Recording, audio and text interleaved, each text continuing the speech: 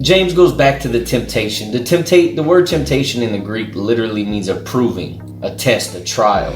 A lot of times we look at the word temptation and sometimes we reduce that only to like maybe sinful temptation or some lustful desire. And while that very well may be a part of it, it is not just talking about that. It is very much talking about adversity in general. Not all adversity that one faces is from a sinful desire. Some adversity just happens, like this COVID-19, that's adversity. Yeah. The things we're going through right now, that's adversity. But with all adversity is a choice. It is either a choice to do right and good or to be tempted to do evil. And evil can be just being hateful to the person next to you because they don't have a mask on. I wanna say that because I've seen a lot of that recently. Like people are disconnecting from one another. There is no kindness or love, and then there is in certain areas.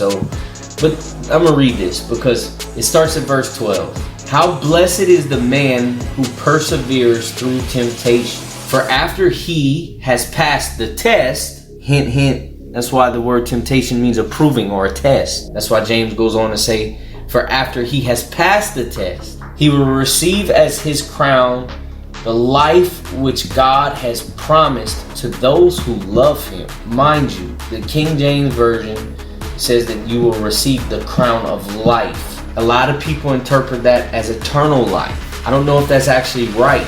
God has promised us life, an abundant life, and blessed life, and a godly life now, not just eternally. But once you have passed the test, you will receive as his crown the life which God has promised to those who love him. No one being tempted should say, I am being tempted by God. For God cannot be tempted by evil, and God himself tempts no one. This is Satan's role. It's not God's role. Rather, each person is being tempted whenever he is being dragged off and enticed by the bait of his own desire. Then having conceived, the desire gives birth to sin, and when sin is fully grown, it gives birth to death. Don't delude yourself, my dear brothers. Then, as soon as he talks about the being tempted, he goes immediately into the every good act of giving, and every perfect gift is from above, coming down from the Father who made the heavenly lights. With him there is neither variation nor darkness caused by turning. Having made his decision, he gave birth to us through a word that can be relied upon, in order that we should be a kind of first fruits of all that he created.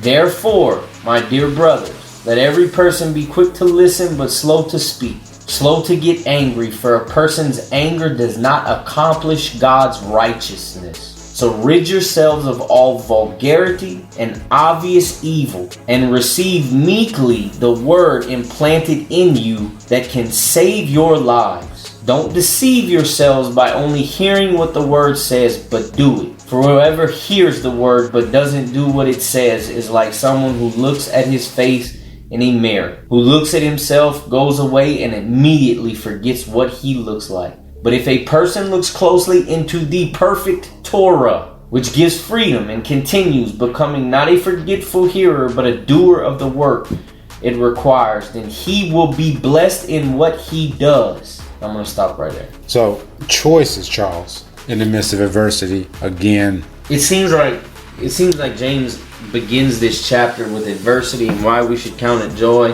and then he connects adversity to possibly acting out in an evil way and then in a good way. Yeah. If you read the whole chapter and try to keep it all in context, and what is James saying in this chapter?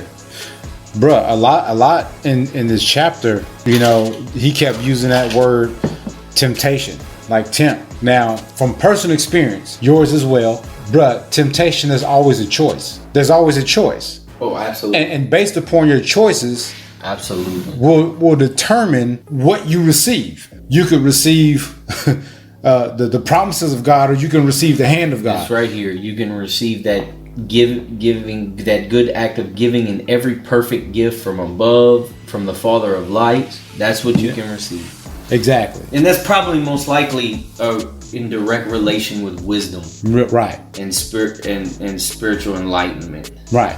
Probably what James is talking about. So, okay, let's break this down to digestible pieces for them. So here's where my mind goes, Charles, is that every day you're faced with a temptation, right? Every day you got a choice to make. Every day there is some test. Like I wake up in the morning and maybe I don't want to go to work. Right. Or maybe the test for the person, like we talked about on Facebook, maybe you're trying to put it down, right? Yeah. Oh yeah, maybe I'm trying to put Facebook down. Yeah, you pick it up, the first thing you do is boom, you're on Facebook. Yeah, you can see it's bad for you. Right. And here's how you know God is speaking, because sometimes you question yourself. Well, that's conviction. It is conviction. Yeah. So sometimes when I wake up in the morning, Charles, like if there's a choice that I have to make, bruh, I will sit and think it all the way through. Yeah. Now, like that's called critical thinking. And look, and critical thinking is not something that you're necessarily born with. Now, somebody can do it better than others. But critical thinking means you're going to ask yourself a question about the situation, but you're going to ask other questions. So if I make this choice, who does it affect? How does it affect me or the other person? What is the outcome of the choice that I'm about to make? What is, like how, like does it hurt me? Does it benefit me? So Charles, like that's critical thinking. And if there's nothing but negative that comes out of all those questions that you answered, then you're going to waste an opportunity to grow in wisdom, to be stronger. It says, look, God blesses those who patiently endure testing and temptation. Yeah.